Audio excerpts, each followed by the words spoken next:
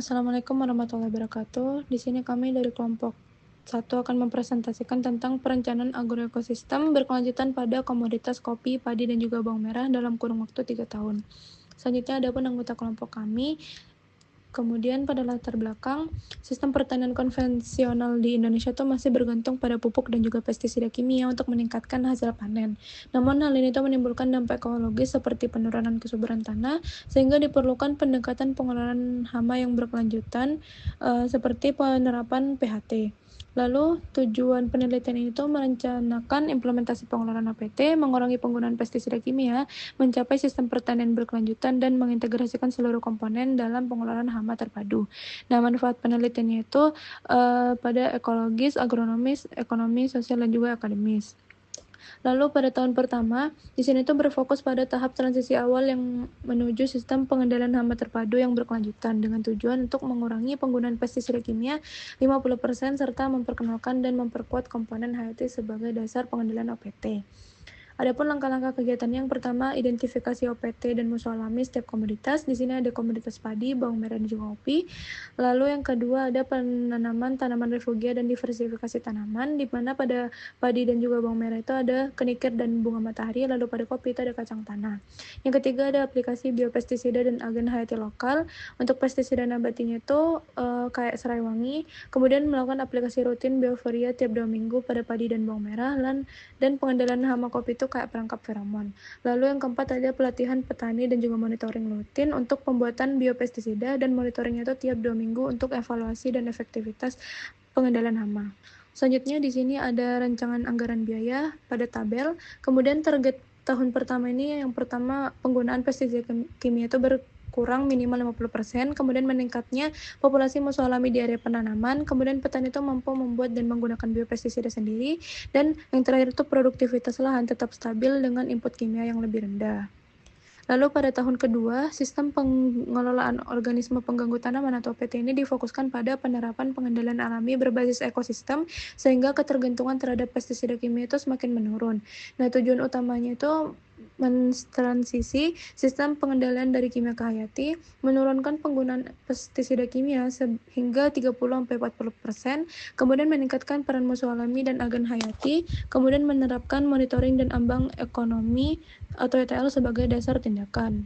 Selanjutnya, strategi utamanya yang pertama itu ada pengendalian OPT secara alami. Pada kopi di sini konservasi musuh alami kayak laba-laba, kemudian menggunakan refugia dan mengaplikasikan Bioforia bassiana.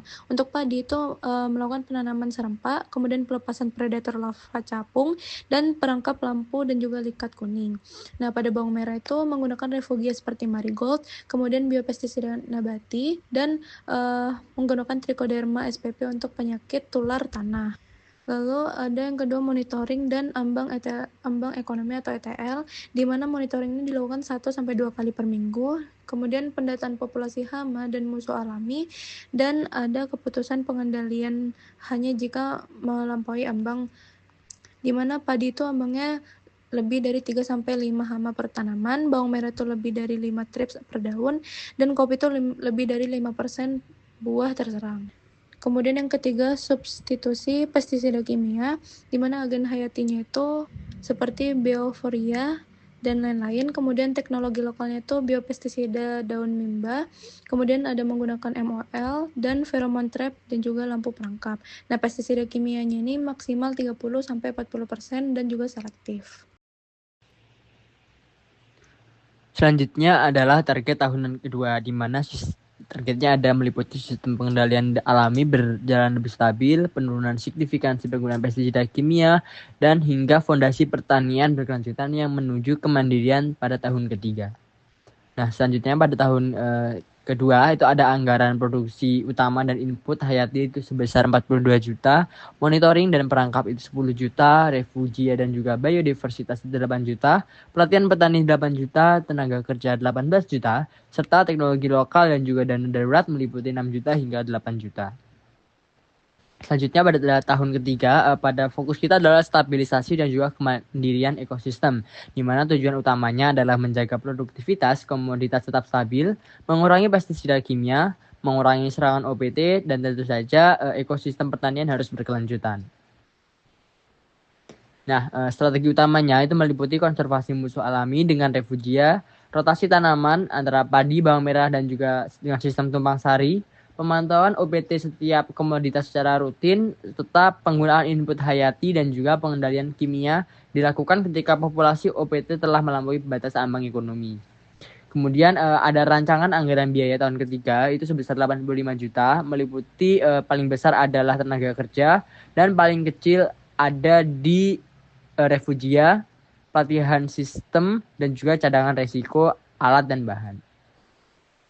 Pada kesimpulannya adalah perencanaan pengelolaan OPT pada sistem pertanian terpadu dengan komoditas padi, kopi, dan bawang merah menunjukkan hasil positif menuju pertanian yang berkelanjutan. Asalkan kita bisa memahami bagaimana batas ambang ekonomi dan juga bagaimana kita memanfaatkan musuh alami dengan memancing musuh alami menggunakan refugia sehingga penekanan hama dapat terjadi secara lebih efektif. Sekian presentasi dari kelompok kami. Sebelum kami mengakhiri, kami memiliki sebuah saran, yaitu untuk menjaga pertanian keberlanjutan, pengendalian hama terpadu itu perlu dilaksanakan. Karena ekosistem dan produktivitas itu perlu kita jaga dalam jangka yang lebih panjang. Sekian, wassalamualaikum warahmatullahi wabarakatuh.